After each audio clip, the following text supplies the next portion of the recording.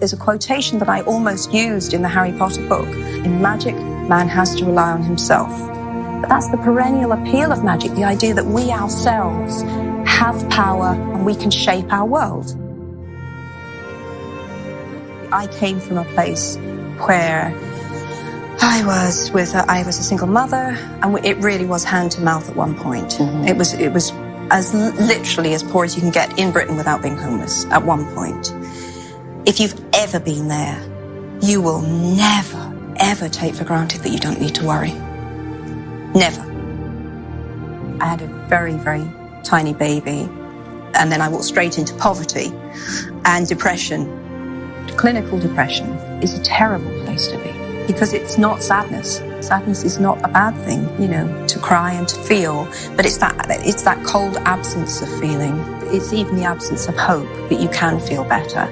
That really hollowed out feeling, that's what the Dementors are.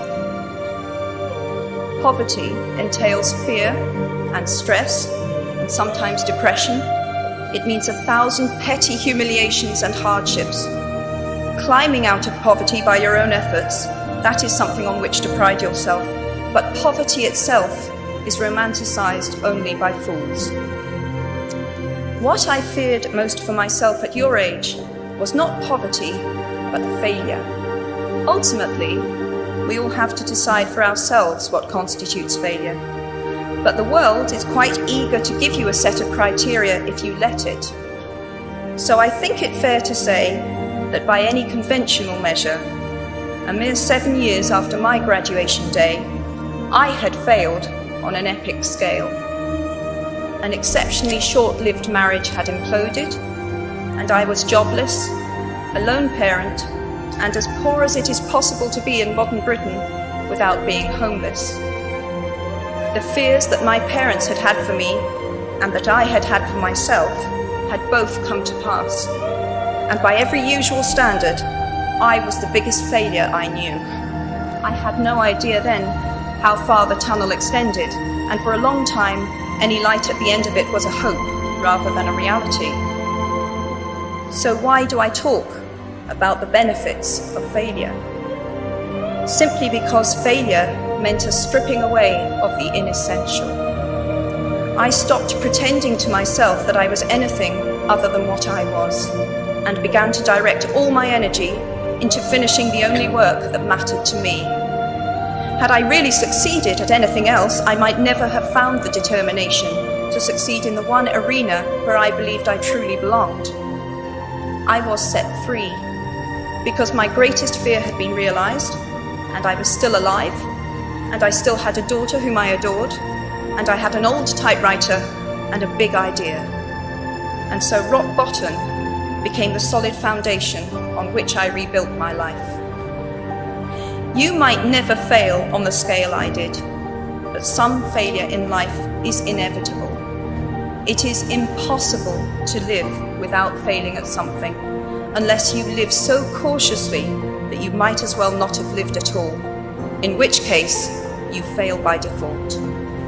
So given a time turner, I would tell my 21-year-old self that personal happiness lies in knowing that life is not a checklist of acquisition or achievement.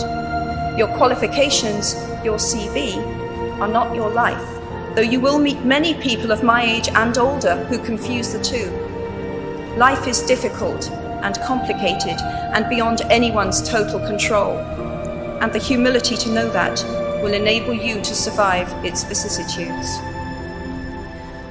Unlike any other creature on this planet, human beings can learn and understand without having experienced. They can think themselves into other people's places. Written by the Greek author Plutarch. What we achieve inwardly will change outer reality. That is an astonishing statement, and yet proven 1,000 times every day of our lives.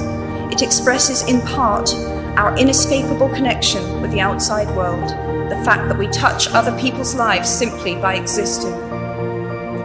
But how much more are you likely to touch other people's lives?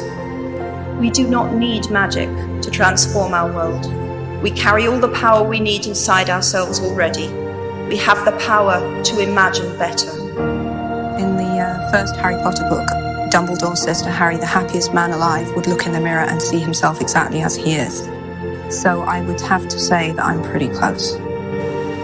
As is a tale, so is life. Not how long it is, but how good it is what matters. I wish you all very good lives. Thank you very much.